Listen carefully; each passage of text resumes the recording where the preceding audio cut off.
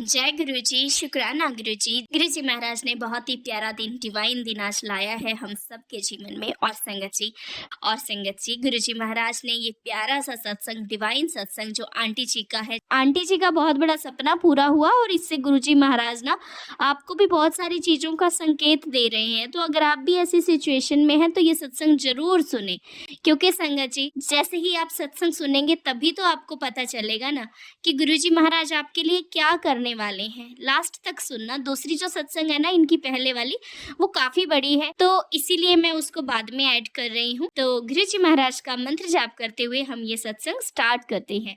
और संगत जी, अगर किसी को मेरा विचार गलत लगता हो तो मैं हाथ जोड़ के माफ़ी माँगती हूँ कि आप फिर ना सुना कीजिए वो विचार। क्योंकि संगत जी, कुछ गलत कहने से और लिखने से बेटर है ना कि आप अपनी वो एनर्जी जो है वो किसी अच्छे काम में लगाएँ। आपको नहीं पसंद आया, आप स्किप कर दीजिए। अगर पसंद आया तो एप्रिशिएशन दे दीजिए। एप्रिशिएशन भी नहीं देना, कोई दिक्कत नहीं है, बस सुन लीजिए और अपने जीवन में उतार लीजिए, अगर आपको लगता है कि ठीक है तो। अगर गलत लगता है देन आई एम सॉरी। जय गुरुजी, शुक्राना गुरुजी। ओम नमः शिवाय, शिवजी सदा सहाय। ओम नमः शिवाय, गुरुजी सदा सहाय। जय गुरुजी। जय गुरु जी, शुक्राना गुरु जी।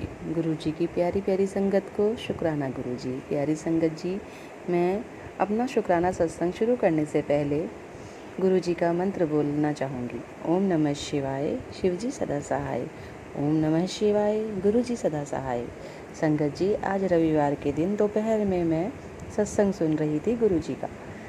तभी मेरी बेटी का फ़ोन आता है और वो ज़ोर ज़ोर से रोने लगती है। मैंने कहा, बेटा क्या हो गया, आप क्यों इतना रो रहे हो? मेरा तो दिल ही बैठ गया, क्योंकि बेटी बाहर है तो मुझे चिंता तो उसकी लगी रहती है। आज तो उसने अपना सामान शिफ्ट करना था, ऐसा क्या हो गया, नई जॉब लगी है, खुश होना चाहिए उसको। तो मैंने कहा, बेटा शांत हो जाओ, पानी वानी पी लो, गुरु जी का मंत्र जाप कर लो, सब ठीक होगा। बताओ क्या बात हो गई, बताओ तो सही।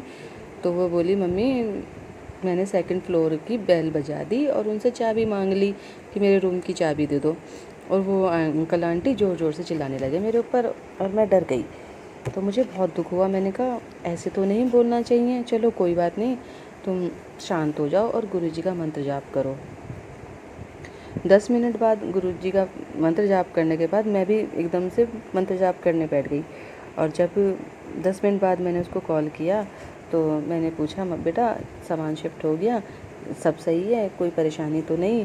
वो बोली मम्मी नहीं नहीं, ऐसी कोई बात नहीं, सब शांत हो गया, मैंने गुरु जी का मंत्र का जाप किया था, उसके बाद ही मैंने फ़ोन कर दिया। तो वो बोली, मम्मी चाबी मिल गई है रूम की?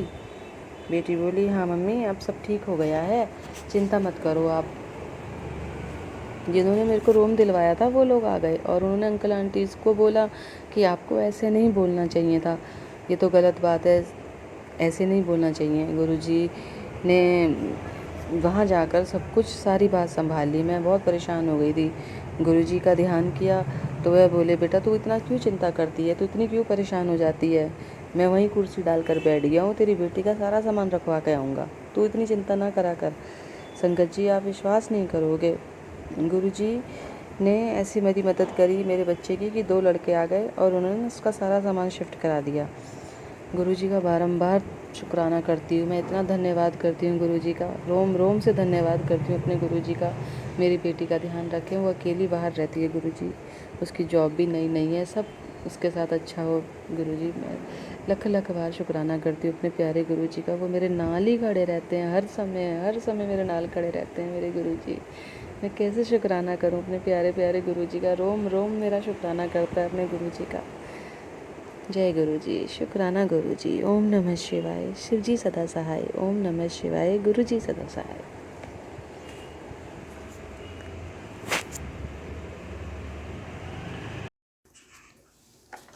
जय गुरुजी, शुक्राना गुरुजी, अनंतम अनंतम शुक्राना गुरुजी।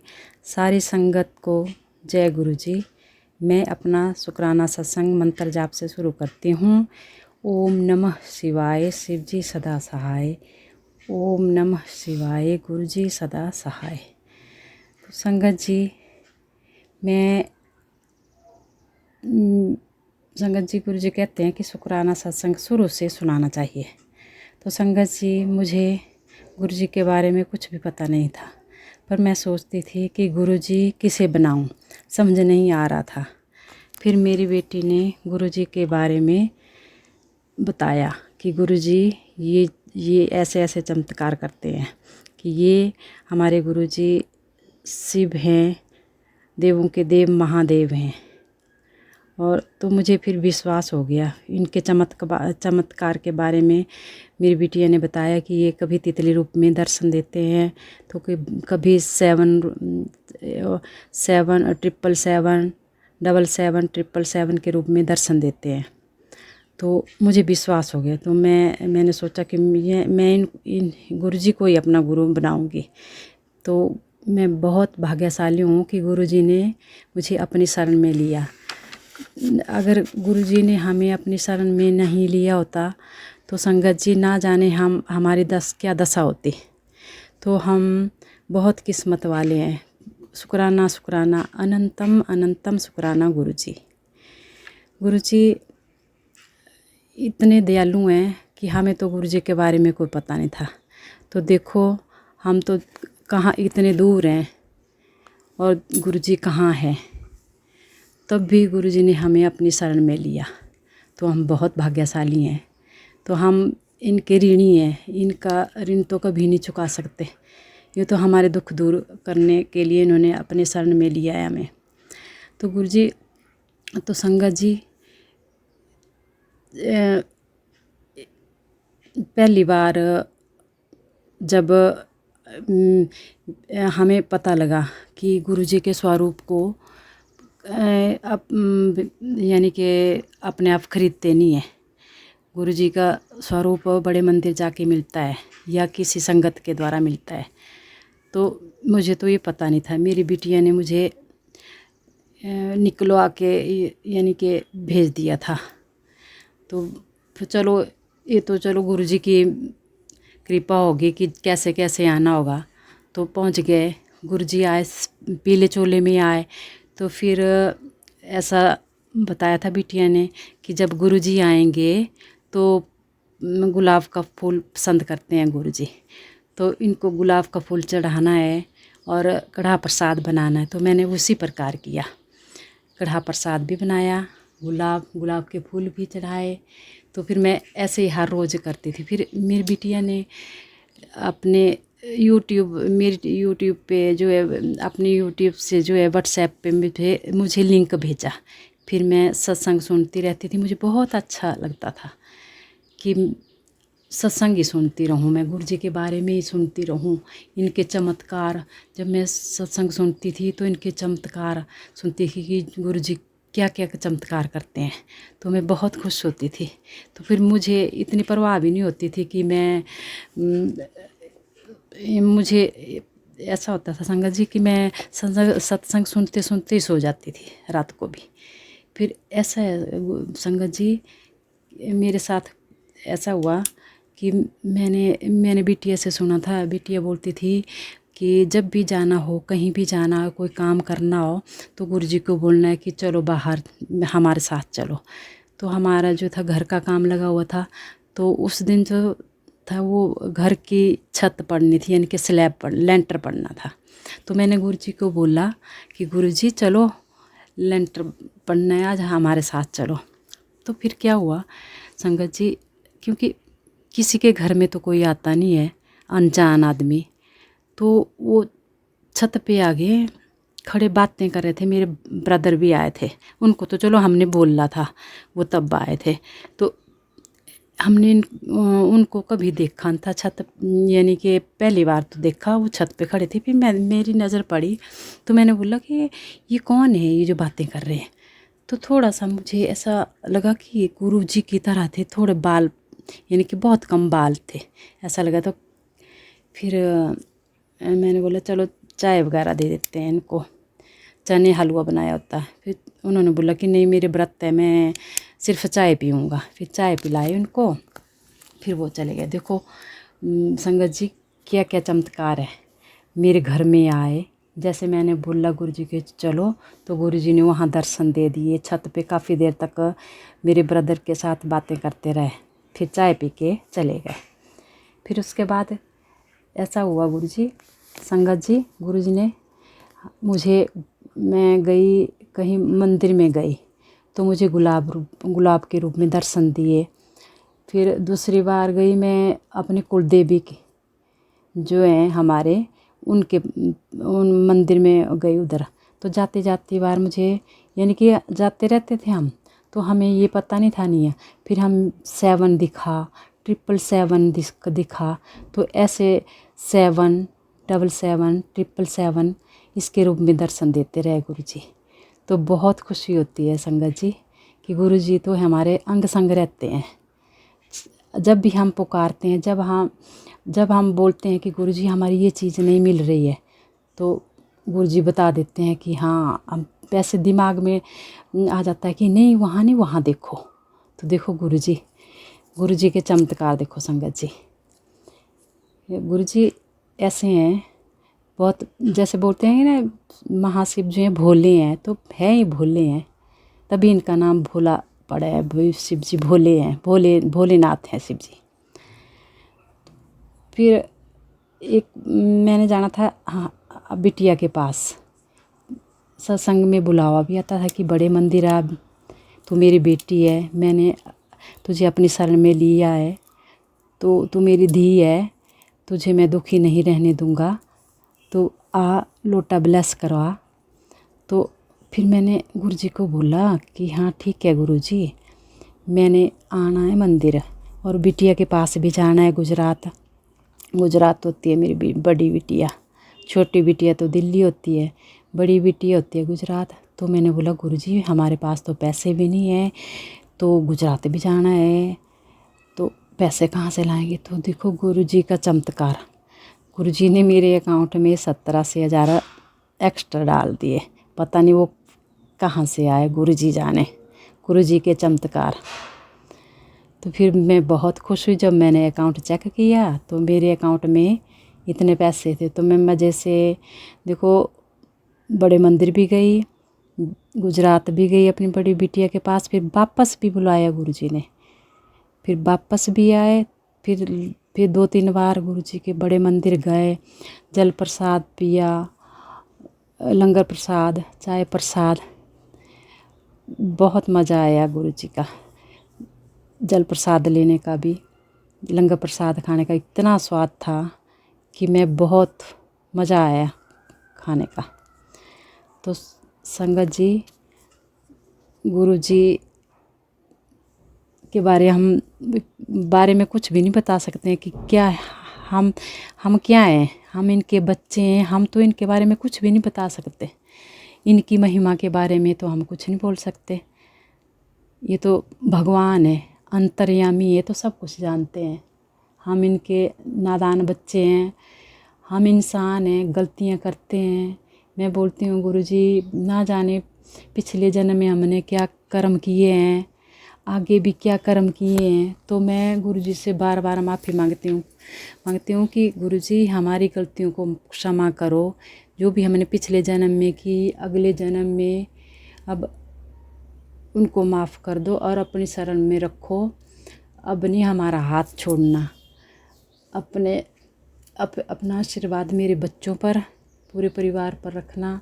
हमारे सारी बीमारियां और जो हमारे पैसों की तंगी है, और जो मैं अरदास लगाई है गुरुजी मकान बिकवाने की, उसको भी बिकवा दो। आपने खुद बिकवाना है, मैंने तो आपको दे दी है जिम्मेदारी, आपका ही घर है वो जो है वो, क्योंकि गुरुजी यहाँ जो है वो तंत्र क्रिया की ये रोक लगा दी है।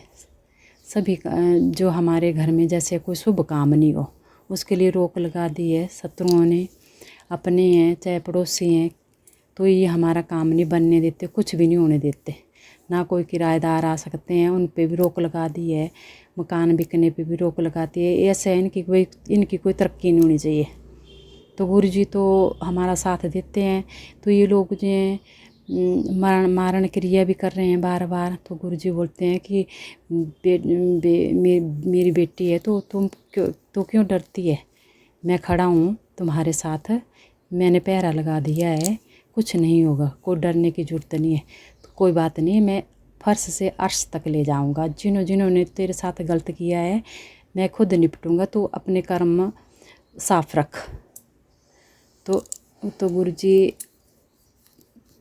गुरु जी पे हमारा पूरा विश्वास है कि गुरु जी सब काम करेंगे हमारे।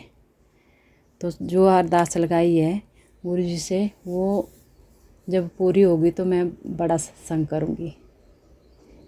तो मैं अब अपने सत्संग पे विराम लगाती हूँ।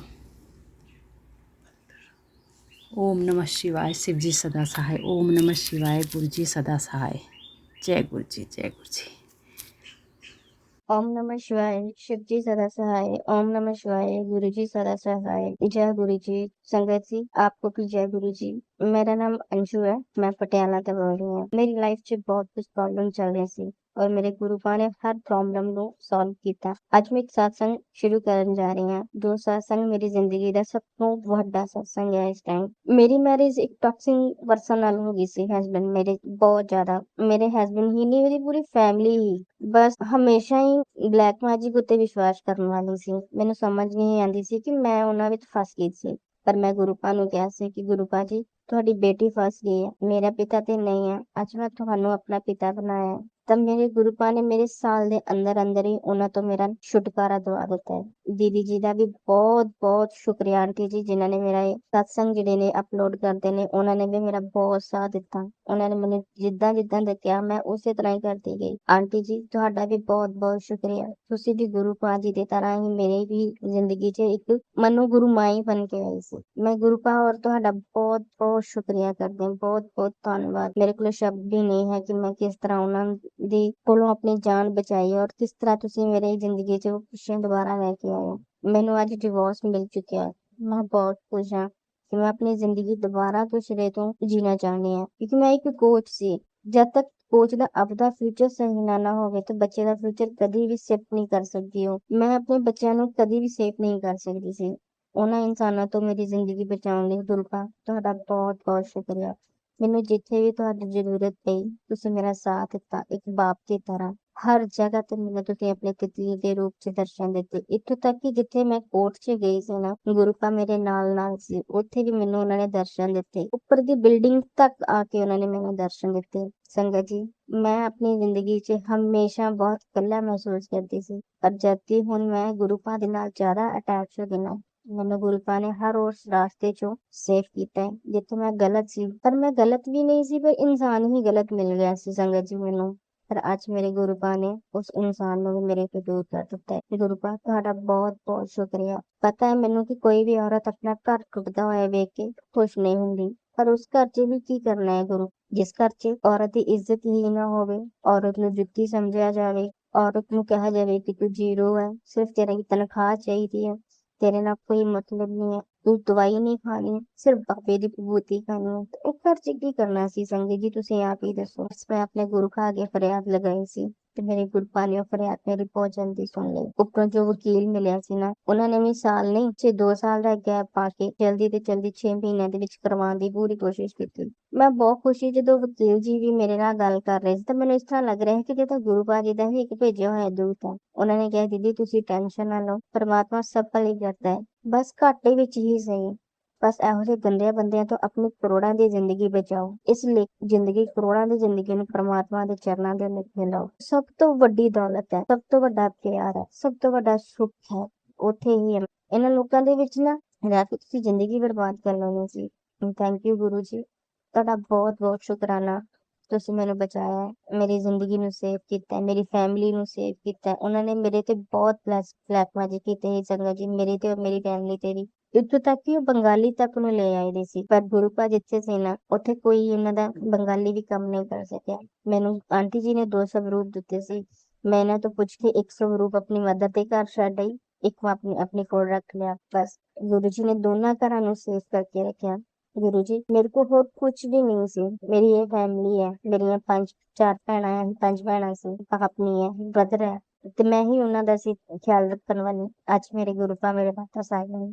ਗੁਰੂ ਪਾ ਬਸ ਤੁਹਾਡੇ ਅੱਗੇ ਇਹੀ ਅਰਦਾਸ ਹੈ ਕਿ ਹਮੇਸ਼ਾ ਤੁਸੀਂ ਸਭ ਦਾ ਭਲਾ ਕਰਨਾ, ਸਾਰਿਆਂ ਦੇ ਅੰਗ ਸੰਗ ਰਹਿਣਾ। ਬਸ ਮੇਰੀ ਵੀ ਇਹੀ ਇੱਛਾ ਹੈ ਗੁਰੂ ਪਾ ਮੈਨੂੰ ਜਲਦੀ ਤੋਂ ਜਲਦੀ ਡੁਗਰੀ ਹੋ, ਜਲਦੀ ਜਲਦੀ ਵੱਡਵਾਂ ਦੇ ਬੁਲਾਓ। ਆਂਟੀ ਜੀ ਤੁਹਾਡਾ ਵੀ ਬਹੁਤ ਬਹੁਤ ਸ਼ੁਕਰੀਆ, ਤੁਸੀਂ ਮੇਰੀ ਪੂਰੀ ਟੋਟਲੀ ਜ਼ਿੰਦਗੀ ਜਿਹੜੀ ਹੈ ਨਾ ਚੇਂਜ ਕਰਤੀ। ਤੁਸੀਂ ਮੇਰੇ ਲਈ ਮਾਂ ਕਾਲਕਾ ਦਾ ਰੂਪ ਬਣ ਕੇ ਆਏ ਹੋ। ਜਦੋਂ ਵੀ ਤੁਸੀਂ ਮੇਰੇ ਨਾਲ ਗੱਲ ਕਰਦੇ ਹੋ ਔਰ ਹੱਸਦੇ ਹੋ ਨਾ, ਤੇ ਮੈਨੂੰ ਇਸ ਤਰ੍ਹਾਂ ਲੱਗਦੀ ਹੈ ਜਿੱਦਾਂ ਮੇਰੀ ਮਾਂ ਕਾਲਕਾ ਹੱਸਦੀ ਹੈ। ਤੁਹਾਡਾ ਬਹੁਤ ਬਹੁਤ ਸ਼ੁਕਰੀਆ ਆਂਟੀ, ਤੁਹਾਡਾ ਬਹੁਤ ਬਹੁਤ ਸ਼ੁਕਰੀਆ। ਬਸ ਮੈਂ ਇਹ ਚਾਹੁੰਦੀ ਹਾਂ ਕਿ ਪ੍ਰਮਾਤਮਾ ਦੁਨੀਆ ਤੇ ਹੈ ਪਰ ਲੋਕਾਂ ਨੂੰ ਦਿਖਦਾ ਨਹੀਂ ਹੈ, ਉਹ ਤੁਹਾਡੇ ਰੂਪ 'ਚ ਹੈ ਔਰ ਗੁਰੂ ਪਾ ਦੇ ਰੂਪ 'ਚ ਹੈ। ਤੁਹਾਡਾ ਬਹੁਤ ਬਹੁਤ ਸ਼ੁਕਰੀਆ। ਮੈਂ ਗੁਰੂ ਜੀ ਦਾ satsang ਕਰਨ ਲਈ, ਮੇਰਾ ਇਹ 5ਵਾਂ satsang ਹੈ। ਮੈਨੂੰ ਗੁਰੂ ਜੀ ਨੇ ਬਹੁਤ ਕੁਝ ਦਿੱਤਾ ਹੈ।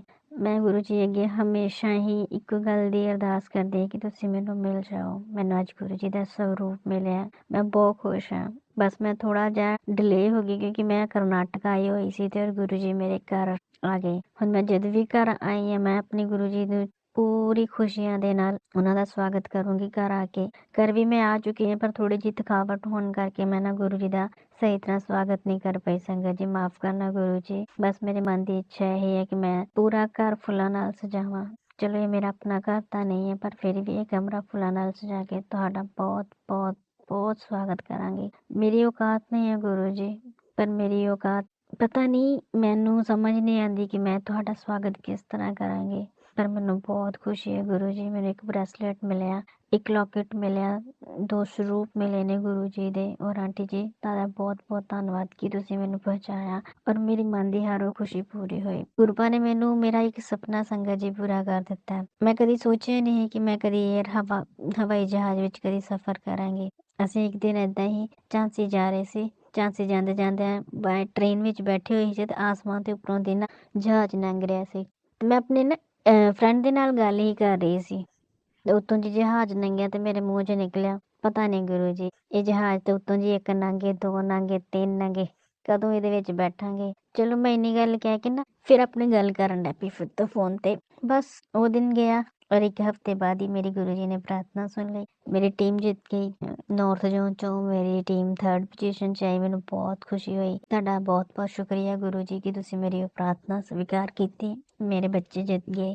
ਮੇਰੇ ਨਾ ਬੱਚੇ ਹਾਰ ਰਹੇ ਸੀ, ਉਹ ਕਨਫਰਮ ਨਹੀਂ ਉਹਨਾਂ ਨੂੰ ਹੋ ਰਿਹਾ ਸੀ ਮੈਡਮ ਅਸੀਂ ਜਿੱਤ ਰਹੇ ਹਾਂ ਕਿ ਹਾਰ ਰਹੇ ਹਾਂ। ਪਰ ਜਿੱਦਾਂ ਹੀ ਮੈਂ ਗੁਰੂ ਜੀ ਅੱਗੇ ਪ੍ਰਾਰਥਨਾ ਕਰਦੀ ਉਦਾਂ ਹੀ ਮੇਰੀ ਪ੍ਰਾਰਥਨਾ ਸਵੀਕਾਰ ਹੋ ਜਾਂਦੀ। ਮੈਨੂੰ 2 ਵਾਰੀ ਦਿਲ ਦੇ ਰੂਪ 'ਚ ਉੱਥੇ ਦਰਸ਼ਨ ਦਿੱਤੇ ਗੁਰੂ ਜੀ ਨੇ। ਜਦੋਂ ਆਏ ਅਸੀਂ 2 ਦਿਨ ਸਾਨੂੰ ਝਾਂਸੀ ਤੋਂ ਆਉਂਦਿਆਂ ਪਟਿਆਲਾ ਲੱਗ ਗਏ। ਫਿਰ ਅਸੀਂ ਆਪਣੇ ਆਣ ਕੇ ਦਫ਼ਤਰ 'ਚ ਬਹੁਤ ਖੁਸ਼ ਸੀ ਸਾਰੇ, ਸਭ ਪਾਸੇ ਤੋਂ ਸਾਨੂੰ ਵਧਾਈਆਂ ਮਿਲ ਰਹੀਆਂ ਸੀ। ਤੁਹਾਡਾ ਬਹੁਤ ਬਹੁਤ ਸ਼ੁਕਰੀਆ ਗੁਰੂ ਜੀ ਕਿ ਮੈਨੂੰ ਇਸ ਕਾਬਿਲ ਬਣਾਇਆ। ਉਸ ਤੋਂ ਬਾਅਦ 2 ਦਿਨ ਬਾਅਦ ਹੀ ਫਿਰ ਮੈਂ ਕਿਸੇ ਕੰਮ ਲਈ ਬਾਹਰ ਗਈ ਹੋਈ ਸੀ। ਫਿਰ ਮੈਨੂੰ ਫੋਨ ਆਉਂਦਾ ਹੈ ਕਿ ਤੁਸੀਂ ਕਰਨਾਟਕਾ ਮਨੀਪਾਲ ਯੂਨੀਵਰਸਿਟੀ ਲਈ ਤਿਆਰ ਰਹੋ, ਤੁਸੀਂ ਜਾਣਾ ਹੈ। ਪਹਿਲੇ ਤਾਂ ਮੈਂ ਸੋਚਦੀ ਰਹੀ ਕਿ ਗੁਰੂ ਪਾ ਪੈਸਾ ਵੀ ਕੁਛ ਨਹੀਂ ਹੈ, ਜੋ ਸੀ ਪਹਿਲਾਂ ਉੱਥੇ ਖਰਚ ਹੋ ਗਿਆ। ਮੇਰਾ ਘਰ ਦਾ ਕਿਰਾਇਆ ਹੀ ਉਹ ਵੀ ਲੱਗ ਗਿਆ, ਸਭ ਕੁਛ ਲੱਗ ਗਿਆ। ਹੁਣ ਤਾਂ ਪੈਂਡਿੰਗ ਪੈ ਗਿਆ ਮੇਰਾ ਅਗਲੇ ਮਹੀਨੇ ਤੇ। ਪਰ ਚਲੋ ਕੋਈ ਨਹੀਂ, ਮੈਨੂੰ ਗੁਰੂ ਪਾ ਉੱਤੇ ਪੂਰਾ ਵਿਸ਼ਵਾਸ ਹੈ। ਸਭ ਮੇਰੇ HOD ਨੇ ਮੈਨੂੰ 15,000 ਫੇਰ ਦਿੱਤਾ। ਚਲੋ ਜਾਓ, ਅਸੀਂ ਗਏ। ਜਦੋਂ ਅਸੀਂ ਜਾ ਰਹੇ ਸੀ ਤਾਂ ਮੈਂ ਗੁਰੂ ਪਾ ਜੀ ਨੂੰ ਨਾਲ ਲੈ ਕੇ ਹੀ ਗਈ ਸੀ। ਮੈਂ ਕਿਹਾ ਮੇਰੇ ਨਾਲ ਚੱਲਿਓ, ਸਫ਼ਰ ਲੰਬਾ ਹੈ, ਬੱਚੇ ਨਾਲ ਨੇ ਮੇਰੇ ਤੇ 2 ਦਿਨ 3 ਦਿਨ ਟ੍ਰੇਨ 'ਚ ਲੱਗਣੇ ਨੇ, ਫਿਰ ਜਾ ਕੇ ਅਸੀਂ ਕਿਤੇ ਪਹੁੰਚਣਾ ਹੈ। ਗੁਰੂ ਪਾ ਦੇ ਨਾਲ ਹੀ ਸੀ ਹਰ ਵਕਤ ਹਰ ਸਮੇਂ। ਬਸ ਉਹਨਾਂ ਨੇ ਮੇਰਾ ਇੱਕ ਬਾਪ ਦੀ ਤਰ੍ਹਾਂ ਮੇਰੇ ਨਾਲ ਨਾਲ ਨਾਲ ਨਾਲ ਰਹੇ। ਮੈਨੂੰ ਬਹੁਤ ਖੁਸ਼ੀ ਸੀ। ਮੈਂ ਜਿੱਥੇ ਵੀ ਗੱਡੀ ਰੁਕਦੀ ਉੱਥੇ ਗੁਰੂ ਪਾ ਦਾ ਦਰਸ਼ਨ ਕਰਦੀ ਤੇ ਮੈਨੂੰ ਬੜੀ ਖੁਸ਼ੀ ਹੁੰਦੀ ਸੀ ਕਿ ਮੈਨੂੰ ਮੇਰੇ ਗੁਰੂ ਪਾ ਨਾ ਮੇਰੇ ਨਾਲ ਨੇ। ਤੇ ਚਲੋ ਉਹ ਸਫ਼ਰ ਨਾ ਇੰਨਾ ਹੈਡਿਕ ਨਹੀਂ ਰਿਹਾ, ਮਤਲਬ ਕਿ ਬਹੁਤ ਲੰਬਾ ਸਫ਼ਰ ਇੱਕੋ ਜਗ੍ਹਾ ਤੇ ਬੈਠ ਕੇ ਦੂਰ ਦਾ ਸਫ਼ਰ ਕਰਨਾ ਔਰ 2-3 ਦਿਨ ਗੱਡੀ ਵਿੱਚ ਟ੍ਰੇਨ 'ਚ ਰਹਿਣਾ। ਮੈਂ ਕਦੀ ਟ੍ਰੇਨ ਦਾ ਸਫ਼ਰ ਮੈਨੂੰ ਇੰਨਾ ਪਸੰਦ ਨਹੀਂ ਸੀ ਸੰਗਤ ਜੀ, ਪਰ ਮੈਨੂੰ ਇਹ ਵਾਰੀ ਪਹਿਲੀ ਵਾਰੀ ਮੈਨੂੰ ਸਫ਼ਰ ਬਹੁਤ ਪਸੰਦ ਆਇਆ। ਚਲੋ ਸਾਡੇ ਕੋਲੋਂ ਤਾਂ ਇੰਨਾ ਵੀ ਨਹੀਂ ਕਹਿ ਸਕਦੇ ਕਿ AC2 'ਚ ਜਾਣਾ ਬਹੁਤ ਵੱਡੀ ਗੱਲ ਸੀ ਮੇਰੇ ਲਈ। ਮੈਂ ਉਹ ਵੀ ਸਫ਼ਰ ਕੀਤਾ AC2 'ਚ। ਕਦੇ ਅਸੀਂ ਜਨਰਲ ਡੱਬਿਆਂ 'ਚ ਧੱਕੇ ਖਾਂਦੇ ਰਹੇ ਸੀ। ਅੱਜ ਗੁਰੂ ਪਾ ਨੇ ਉੱਥੇ ਵੀ ਸਫ਼ਰ ਕਰਵਾਇਆ। ਬਹੁਤ ਵਧੀਆ ਖੁਸ਼ੀ ਨਾਲ ਸਫ਼ਰ ਲੰਘਿਆ। ਵਧੀਆ ਅੱਗੇ ਜਾ ਕੇ ਅਸੀਂ ਪਹੁੰਚੇ ਤੇ ਬਹੁਤ ਜ਼ਿਆਦਾ ਗਰਮੀ ਸੀ। ਗਰਮੀ ਇੰਨੀ ਸੀ ਕਿ ਗੁਰੂ ਪਾ ਸਮਝ ਨਹੀਂ ਆ ਰਹੀ ਸੀ। ਫੇਰ ਉਤਰਦੇ ਸਾਰੇ ਫੇਸ ਇੰਨਾ ਜ਼ਿਆਦਾ ਰੈੱਡ ਹੋ ਗਿਆ ਨਾ ਇੱਕਦਮ। ਮੈਂ ਤਾਂ ਘਬਰਾ ਗਈ, ਬੱਚੇ ਵੀ ਘਬਰਾ ਗਏ। ਮੈਨੂੰ ਏਦਾਂ ਲੱਗ ਰਿਹਾ ਸੀ ਜਿੱਦਾਂ ਪਤਾ ਨਹੀਂ ਅਸੀਂ ਜੂਨ ਮਹੀਨੇ ਦੀ ਵੀ ਜ਼ਿਆਦਾ ਗਰਮੀ ਨਾਲੋਂ ਗਰਮੀ 'ਚ ਆ ਗਏ। ਸ਼ਾਮ ਨੂੰ 6 ਵਜੇ ਮੀਟਿੰਗ ਸੀ। ਪ੍ਰੋਬਲਮ ਉੱਥੇ ਇਹ ਆ ਰਹੀ ਸੀ ਕਰਨਾਟਕਾ 'ਚ ਕਿ ਸਾਨੂੰ ਲੈਂਗੁਏਜ ਦੀ ਬਹੁਤ ਜ਼ਿਆਦਾ, ਸਾਊਥ ਦਾ ਸਭ ਆਏ ਹੋਏ ਸੀ, ਲੈਂਗੁਏਜ ਬਹੁਤ ਕਮ ਨਾ ਪ੍ਰੋਬਲਮ ਕਰ ਰਹੀ ਸੀ। ਮੈਂ ਅਜੇ ਇਕੱਲੀ ਬੈਠੀ ਹੋਈ ਸੀ, ਬਾਕੀ ਸਾਰੇ ਜੈਂਟਸ ਹੀ ਸੀ ਤੇ ਮੈਂ ਇੱਕ ਲੇਡੀ ਸੀ, ਬਾਕੀ ਸਭ ਕੋਚ ਮੈਨੇਜਰ ਸਭ ਜੈਂਟਸ ਸੀ, ਸਿੰਗਲ ਮੈਂ ਵਨ ਲੇਡੀ। ਮੈਂ ਬੈਠੀ ਹੋਈ ਸੀ ਤੇ ਮੈਂ ਗੁਰੂ ਪਾ ਜੀ ਦਾ ਨਾ ਸਰੂਪ ਨਾਲ ਗੱਲਾਂ ਕਰ ਰਹੀ ਸੀ। ਅਚਾਨਕ ਇੱਕ ਬੰਦਾ ਨਾ ਕਾਫੀ ਹੈਲਦੀ ਜਿਹਾ ਬੰਦਾ ਆਇਆ ਤੇ ਆਵਾਜ਼ ਬਹੁਤ ਉਹਦੀ ਭਾਰੀ ਸੀ, ਹਾਂਜੀ ਮੈਡਮ ਜੀ ਕੀ ਹਾਲ ਚਾਲ ਹੈ? ਮੈਂ ਕਿਹਾ ਵਧੀਆ ਜੀ। ਉਹ ਹਿੰਦੀ ਬੋਲਦਾ ਸੀ, ਮੈਨੂੰ ਥੋੜਾ ਜਿਹਾ ਠਹਿਰਾਅ ਹੋ ਗਿਆ ਕਿ ਚਲੋ ਕੋਈ ਨਹੀਂ ਵਧੀਆ। ਉਹ ਵੀ ਸਾਊਥ ਦਾ ਸੀ, ਐਡਮਾਸ ਯੂਨੀਵਰਸਿਟੀ ਦਾ, ਵਧੀਆ ਸੀ ਉਹ, ਦਿਲ ਦਾ ਵੀ ਸਾਫ ਬੰਦਾ ਸੀ, ਮੈਨੂੰ ਚੰਗਾ ਲੱਗਿਆ। ਮੈਂ ਕਿਹਾ ਚਲੋ ਠੀਕ ਹੈ। ਹੌਲੀ ਹੌਲੀ ਕਰਦੇ ਵਧੀਆ ਹੋ ਗਿਆ। ਆਪਣਾ ਇੱਕ ਪੰਜਾਬ ਦਾ ਬੰਦਾ ਵੀ ਮਿਲ ਗਿਆ। ਚਲੋ ਉਹਨੂੰ ਕਹਿੰਦੇ ਕਿ ਚਲੋ ਘੁੰਮਣਾ ਫਿਰਨਾ ਹੈ ਤੇ ਇਧਰੋਂ ਉਧਰੋਂ ਜੋ ਵੀ ਹੈ ਆਪਣਾ ਕੰਮ ਕਰੋ ਤੇ ਨਿਕਲੋ ਬਾਹਰ। ਨੈਕਸਟ ਡੇ ਮੈਚ ਸ਼ੁਰੂ ਹੋਣਾ ਸੀ, ਮੈਂ ਗੁਰੂ ਜੀ ਨੂੰ ਨਾਲ ਲਿਆ, ਆਪਣੇ ਬੱਚਿਆਂ ਨਾਲ ਮੈਚ ਸ਼ੁਰੂ ਕਰਵਾਇਆ। ਚਲੋ ਪਹਿਲਾ ਰਾਊਂਡ ਜਿੱਤੇ, ਦੂਜਾ ਹਾਰੇ, ਫਿਰ ਏਦਾਂ ਹੀ ਕਰਦੇ ਚਲੋ ਹਾਰ ਜਿੱਤਾਂ ਹੁੰਦੀ ਰਹਿੰਦੀ ਹੈ ਜ਼ਿੰਦਗੀ 'ਚ। ਪਰ ਗੁਰੂ ਪਾ ਮੈਨੂੰ ਜਿਸ ਜਗ੍ਹਾ ਦਾ ਸ਼ੌਂਕ ਸੀ, ਉਹ ਗੁਰੂ ਪਾ ਨੇ ਮੈਨੂੰ ਹਰ ਉਸ ਸ਼ੌਂਕ ਨੂੰ ਪੂਰਾ ਕੀਤਾ, ਮੈਨੂੰ ਘੁਮਾਇਆ ਫਿਰਾਇਆ। ਫਿਰ ਅਸੀਂ ਵਾਪਸ ਆ ਗਏ। ਗੁਰੂ ਪਾ ਮੈਨੂੰ ਆਉਂਦਿਆਂ ਨੂੰ ਮੇਰੇ ਗੁਰੂ ਪਾ ਜੀ ਮੇਰੇ ਘਰ ਆਏ ਹੋਏ ਸਨ।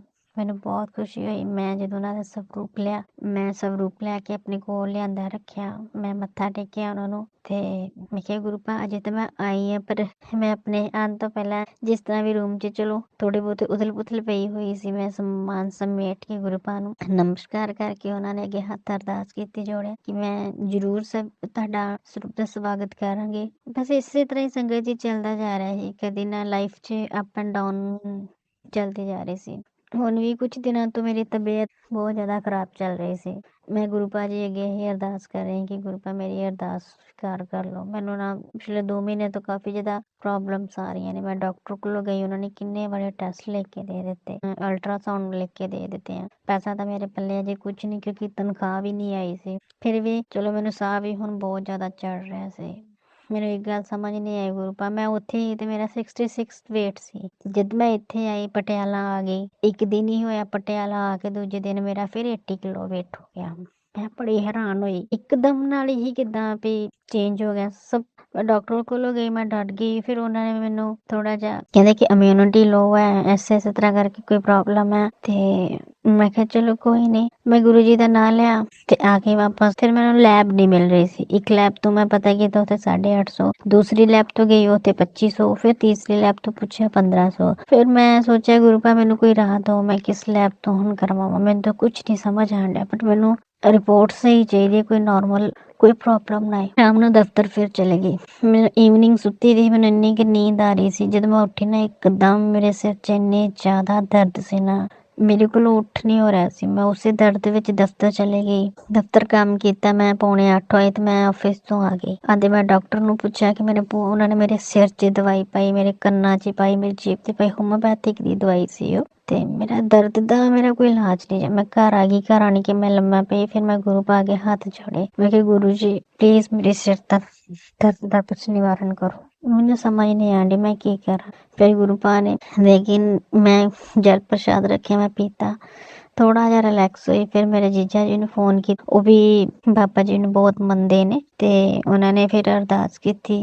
ਫਿਰ ਮੇਰਾ ਥੋੜਾ ਜਿਹਾ ਰਿਲੈਕਸੇਸ਼ਨ ਹੋਈ। ਫਿਰ ਮੈਂ ਏਦਾਂ ਹੀ ਬੈਠਦੀ ਤੇ ਇੱਕਦਮ ਅਚਾਨਕ ਹੀ ਇੱਕ ਨਾ ਮੈਸੇਜ ਆਇਆ, ਤੇਰਾ ਬੁਖਾਰ ਠੀਕ ਹੋ ਜਾਏਗਾ, ਜਲ ਪ੍ਰਸ਼ਾਦ ਪੀ। ਮੈਂ ਉਸੇ ਵਕਤ ਉੱਠ ਕੇ ਤਾਂਬੇ ਦਾ ਲੋਟਾ ਭਰਿਆ, ਉੱਠ ਕੇ ਮੈਂ ਗੁਰੂ ਜੀ ਦੇ ਸਰੂਪ ਅੱਗੇ ਰੱਖ ਦਿੱਤਾ। ਸਰੂਪ ਅੱਗੇ ਰੱਖਣ ਤੋਂ ਬਾਅਦ ਮੈਂ ਉਹ ਰੋਟੀ ਖਾਧੀ। ਰੋਟੀ ਖਾਣ ਤੋਂ ਬਾਅਦ ਦਵਾਈ ਵੀ ਗੁਰੂ ਜੀ ਦੇ ਚਰਨਾਂ 'ਚ ਹੀ ਰੱਖੀ ਹੋਈ ਸੀ, ਮੈਂ ਖਾ ਕੇ ਰਿਲੈਕਸ ਹੋ ਗਈ। ਮੈਂ ਹੁਣ ਇੰਨੀ ਜ਼ਿਆਦਾ ਰਿਲੈਕਸ ਹੈ ਨਾ, ਮੇਰਾ ਦਿਮਾਗ ਇੱਕਦਮ ਸ਼ਾਂਤ, ਔਰ ਮੈਨੂੰ ਬੁਖਾਰ ਵੀ ਨਹੀਂ ਹੈ ਸੰਗਤ ਜੀ, ਤੇ ਸਿਰ ਦਰਦ ਵੀ ਬਿਲਕੁਲ ਠੀਕ ਹੈ। ਤੁਹਾਡਾ ਬਹੁਤ ਬਹੁਤ ਸ਼ੁਕਰੀਆ ਗੁਰੂ ਪਾ, ਤੁਸੀਂ ਮੈਨੂੰ ਮੇਰਾ ਸਿਮਾ ਕੇ ਬੁਖਾਰ ਵੀ ਔਰ ਸਿਰ ਦਰਦ ਵੀ ਠੀਕ ਕਰਤੇ। ਮੈਨੂੰ ਹਮੇਸ਼ਾ ਏਦਾਂ ਹੀ ਠੀਕ ਰੱਖਣਾ। ਮੈਨੂੰ ਇੰਨਾ ਪਤਾ ਹੈ ਗੁਰੂ ਪਾ ਮੇਰੇ ਸਹੁਰਾ ਸਾਹਿਬ ਜਾਂ ਮੇਰਾ ਹਸਬੈਂਡ ਮੇਰੇ ਤੇ ਬਲੈਕ ਮੈਜਿਕ ਕਰ ਰਿਹਾ, ਉਹ ਮੈਨੂੰ ਛੱਡ ਨਹੀਂ ਰਹੇ। ਉਹ ਬੰਗਾਲੀਆਂ ਤੱਕ ਪਹੁੰਚ ਗਏ ਨੇ, ਪਰ ਗੁਰੂ ਪਾ ਮੈਂ ਸਭ ਕੁਝ ਹੁਣ ਤੁਹਾਡੇ ਤੇ ਛੱਡਦਾ।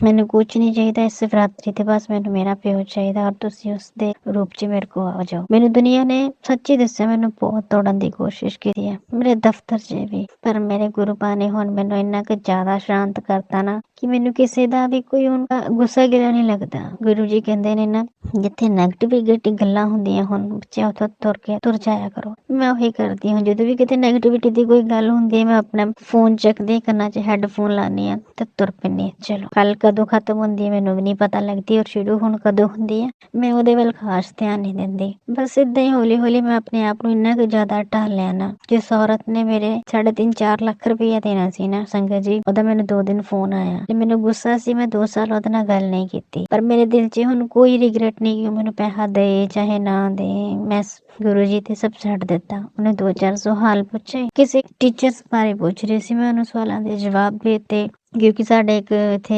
ਪਟਿਆਲਾ ਫਿਜ਼ੀਕਲ ਕਾਲਜ ਦੇ ਟੀਚਰ ਸੀ, ਉਹਨਾਂ ਨੇ ਸੁਸਾਈਡ ਕਰ ਲਿਆ।